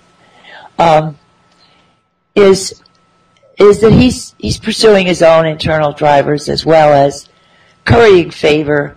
If he does enough favors for the U.S. cover-up, maybe that's his ticket to the inner sanctum, and maybe Bigelow Aerospace will be the one company that will invent anti-gravity. Do you understand what I mean by that? Invent anti-gravity? Yeah. In other words, go ahead. In other words, if they decide to commercialize anti-gravity, then somebody's got to invent it. Right. They can't be coming from aliens, for God's sakes. Oh, come on, no.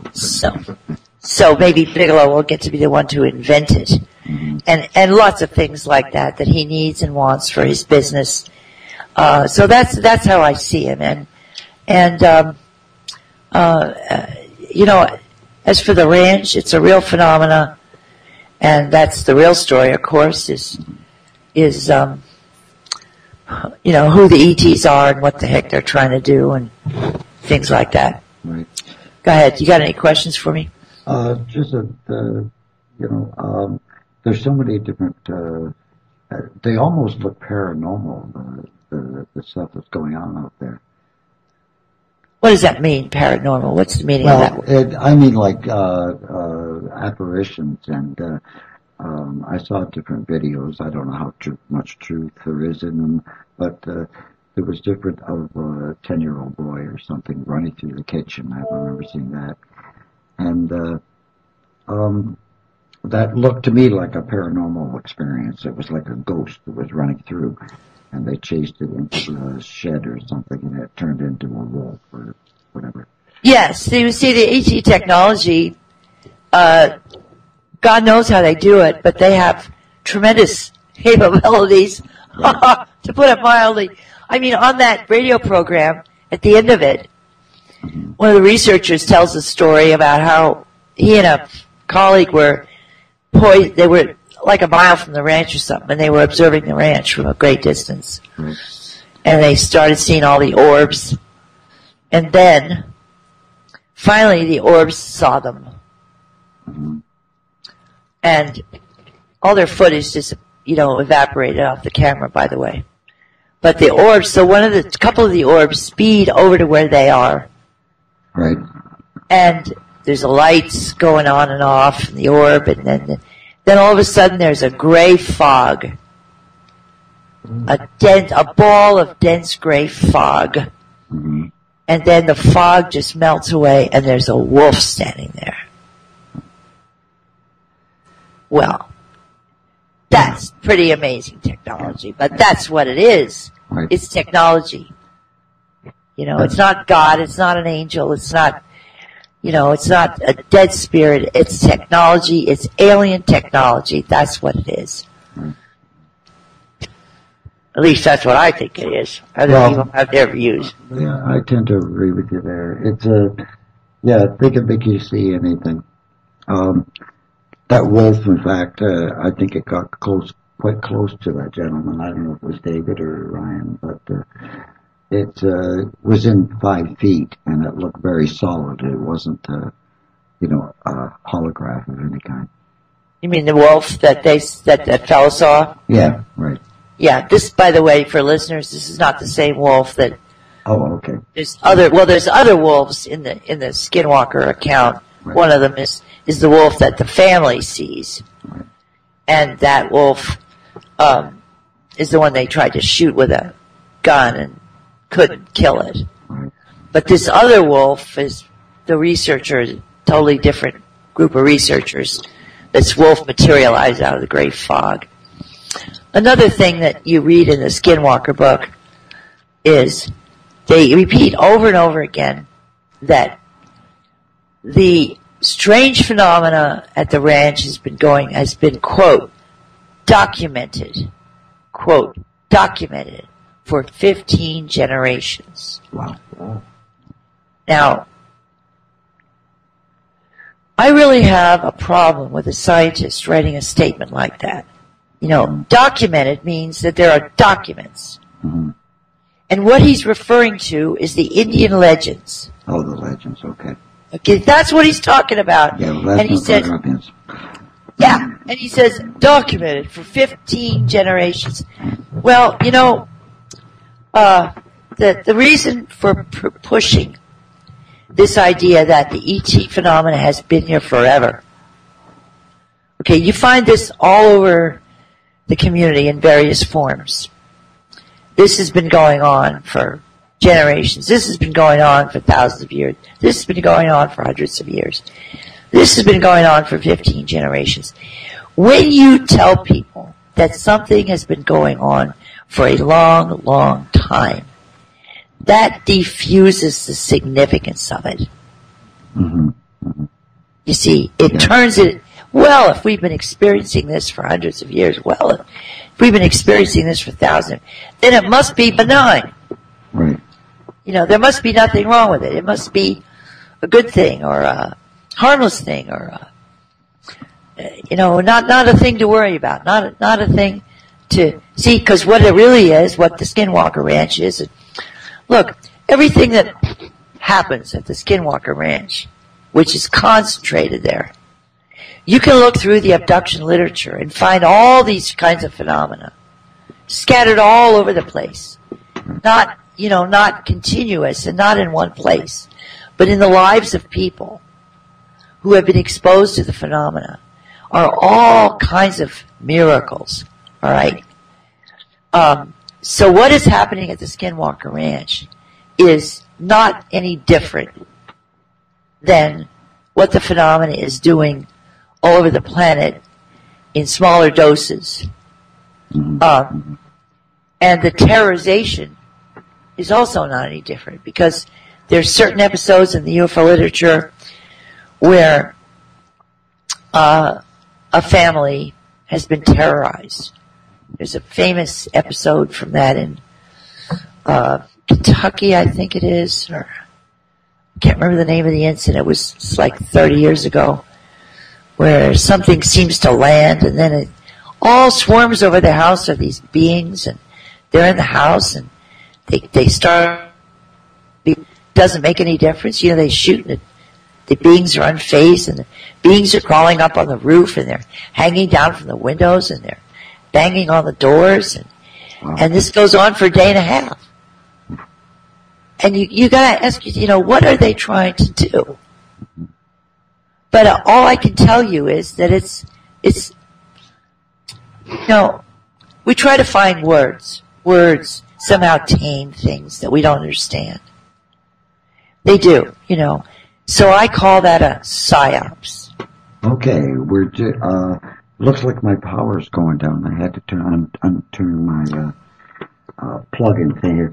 We've been running out of battery, so I'm sorry that we're going to have to let you go, Elaine. Yeah, sure. That's all right. That's fine. The premise of this was to bring someone on who gives us some good substantial information, and you certainly have done that tonight. Good. It's been a pleasure and an honor My to pleasure. have you here. And we'll get in touch real soon. My pleasure, Bobby. Thank you. Good night. Thank you. Good night.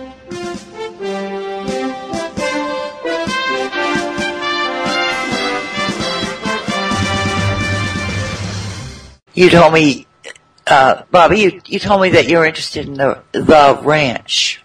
Yes, the Skinwalker Ranch. Yes. The Skinwalker Ranch, which is a point of departure for me. The Skinwalker Ranch is a property in Utah, in the northeast Utah, in a rural area where for a long time there's been extraordinary phenomena unfolding on the ranch. And it was owned by a person that's called Gorman, his last name, he and his family.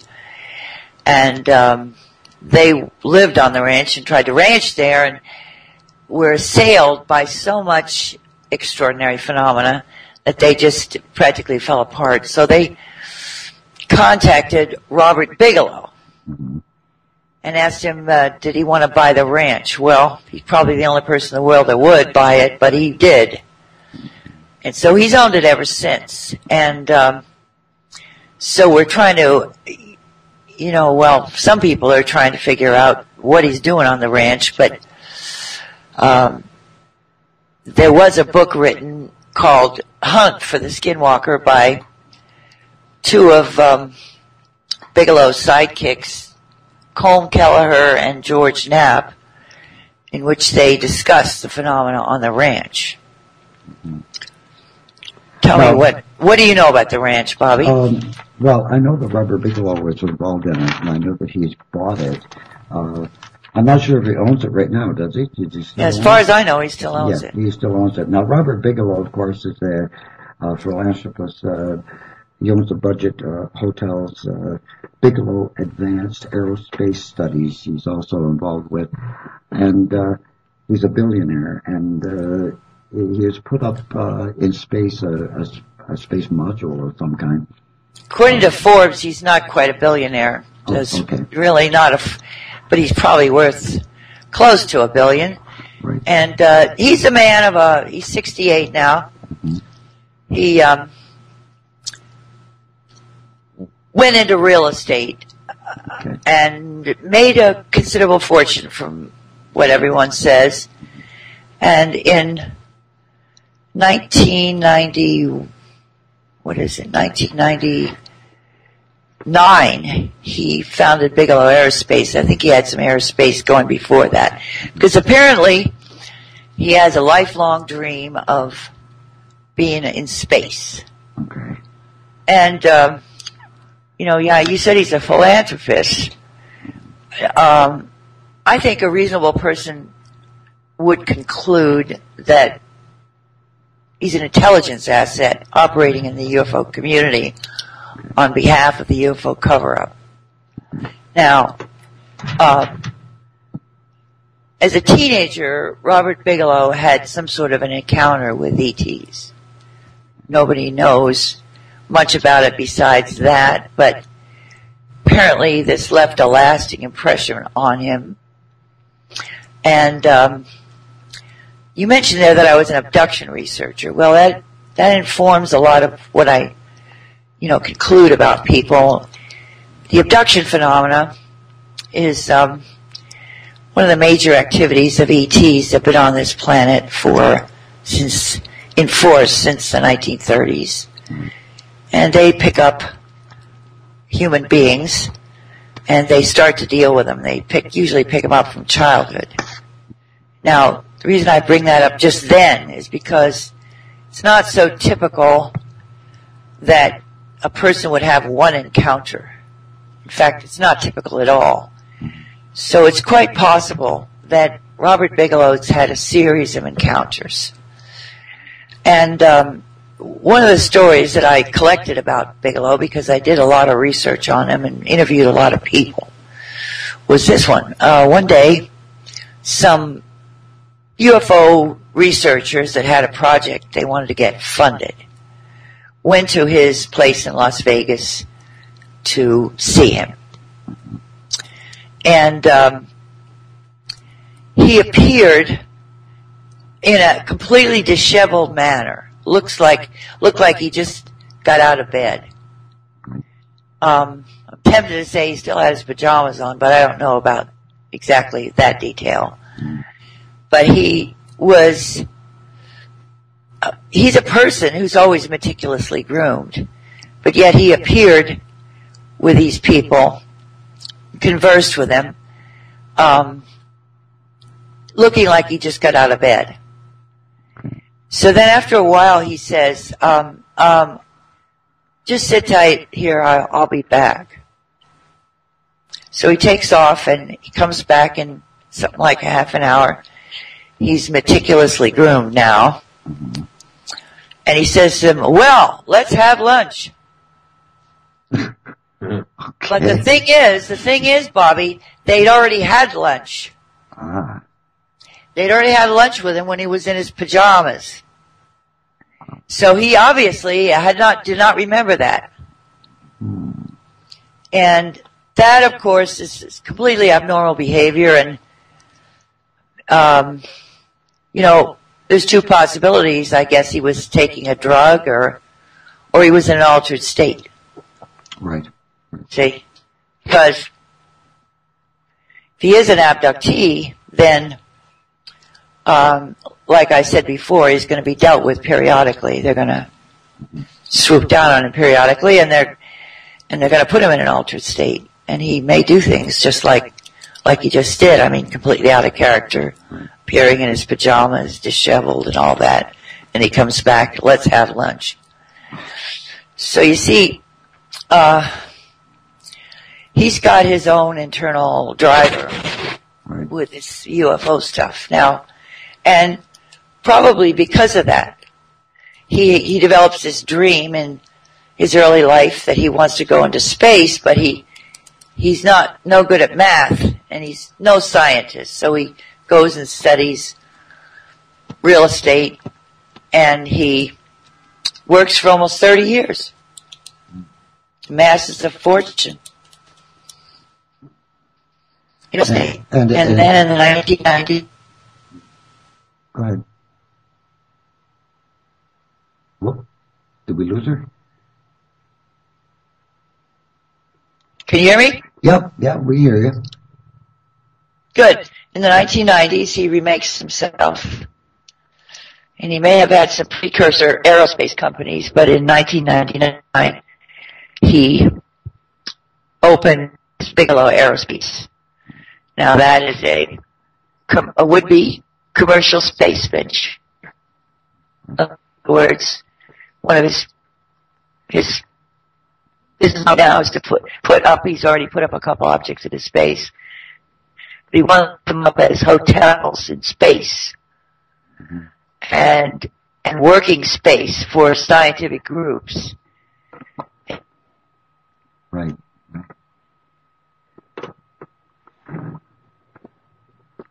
Okay. Right? No, So that's his overt life, partly over, not completely. But now in the meantime, what's he doing? Well, the earliest I have on him, have you heard of Robert Lazar? Yes, I have. Right. Okay, so Robert Lazar in 1998 was interviewed by George Knapp. Okay. I mentioned earlier George Knapp is one of Bigelow's sidekicks. Right. And so in 89, Knapp brings out Lazar to the television audience in Las Vegas. And Lassar tells his tale that he worked at Area 51 on alien craft that they had there, that they probably still have there. And so we have here a notation that Robert Bigelow got in with Lassar, and they started a company. I don't think it lasted very long, probably didn't go anywhere. One of the things, it's called Zeta Reticuli 1. But that's his earliest that I have in 1989, that he's now penetrating the UFO community. And when I say the UFO, yeah. How do you mean penetrating the UFO community? Do you mean something like MUFON? Well, that was MUFON is one of his latest penetrations, but I'm trying to take it back to his earliest. See, because I want to show you that he's been doing this for a long time. I see. And I don't know what happened with Lassar, but I know that Lassar is a very important figure, and Bigelow swooped down on him. You see, my contention is, basically, about Bigelow, is that he accepts assignments, shall we say, from the government. And we have to understand a few things to understand. We have to understand UFOs are real. And they're the biggest national security issue imaginable. UFOs operate all over the planet at will. They go all over the sky, they're underground, they come in and out of the water. They pick up thousands of private citizens. All right? They stand over nuclear weapons facilities and turn on our nuclear missiles on and off. Okay. And so they are here.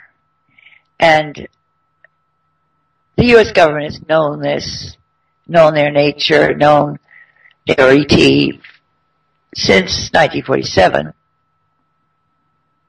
or maybe even earlier.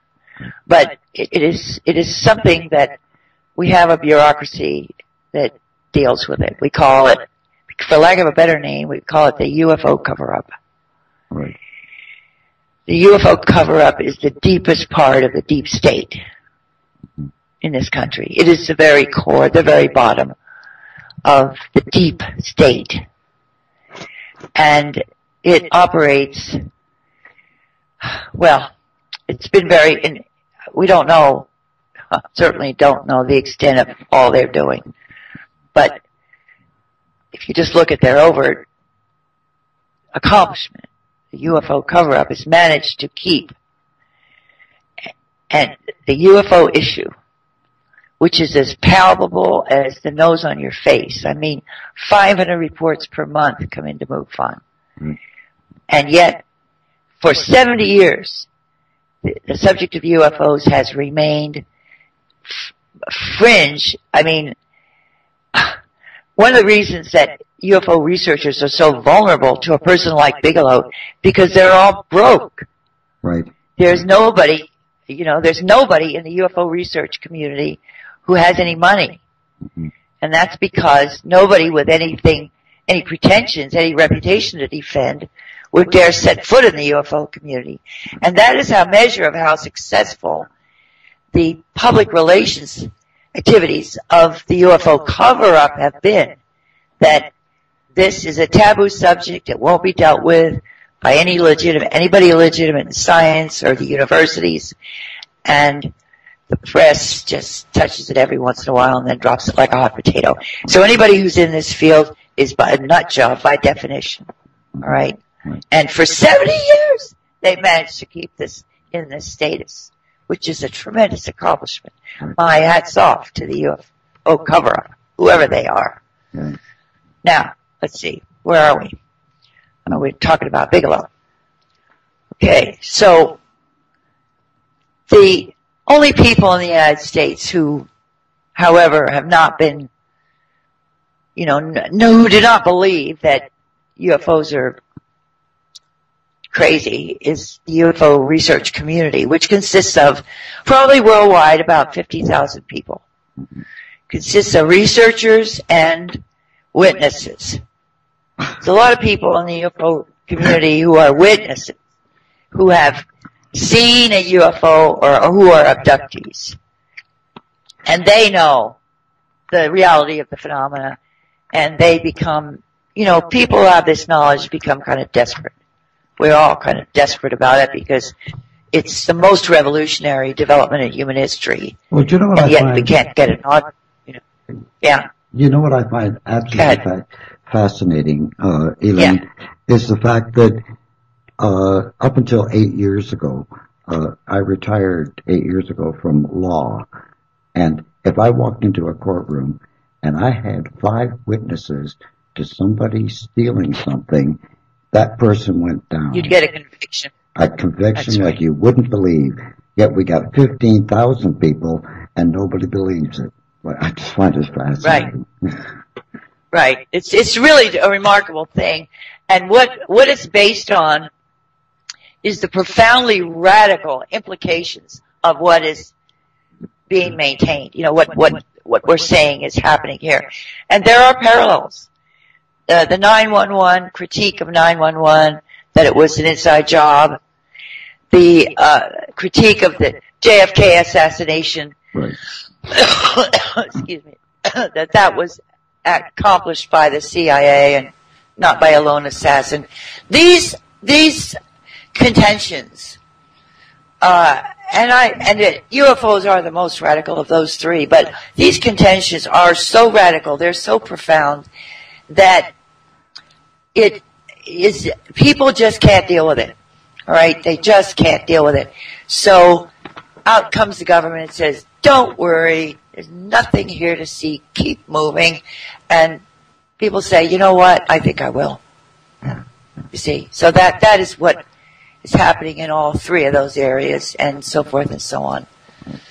Now, you had a question for me?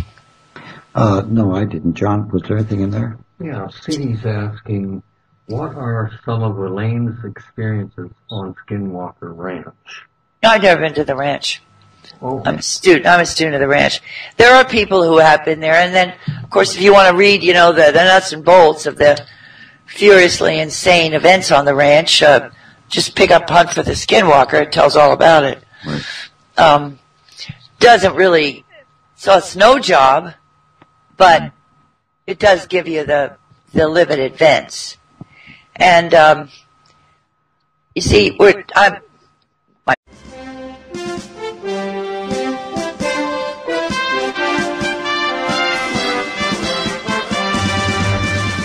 Bobby? Yes. See, Elaine, how are you? Pretty good. Yeah, that's great. We are live at PFRN Radio, and we got a chat room just full of people. We have interactive chat here too, Elaine. So they can ask questions and do these things later on. Good. Anyway, yeah, we're really excited about having you on the program tonight. I'm going to give it a really quick bio, and then we'll go right into it. Our guest tonight, of course, is Elaine Douglas, and she has been a UFO investigator for over 30 years, and her area of interest is in understanding the objectives of ET presence on Earth, as well as the nature of the U.S. government's response to that presence. She was a member of MUFON, the Mutual UFO Network, for 25 years as state director of Washington, D.C. and Utah.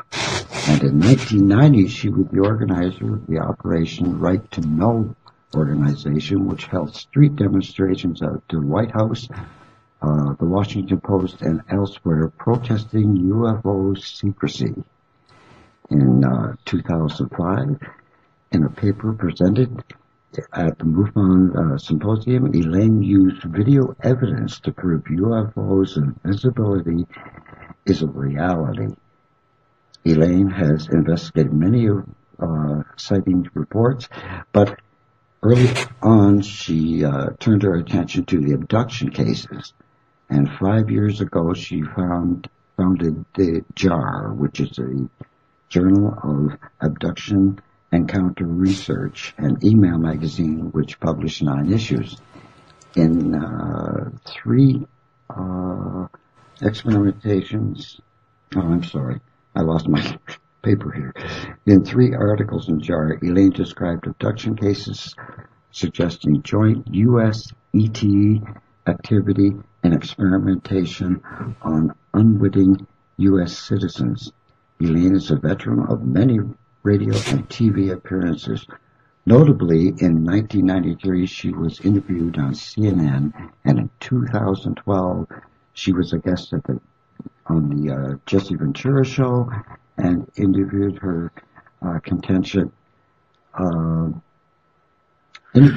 her contention of Robert Bigelow, an intelligent asset operating in the UFO research community. And in 2013, Elaine presented the most recent contention that multiple reports of U.S. citizens victimized by psychotronic weapons, that I'm very interested in, represented efforts by the U.S. intelligence agencies to test and deploy mind control technologies derived from ET abductions. Boy, you have quite a bio there. Well, you can see from that, Bobby, that I'm an inveterate UFO researcher. Right. You know, years ago I wanted to be a newspaper reporter, and of course as a newspaper reporter you always want the big story. And so I didn't become a newspaper reporter, but I did find the big story. And the big story is UFOs. I don't know, unfortunately, I guess you'd say unfortunately. Nobody wants to hear that story, but it sure is real. Well, it certainly is. I know that on Project Freedom Radio we have so many different people that we've interviewed, and you certainly can't turn your head and say there's nothing to it, that's for sure. Well, yeah, that is for sure.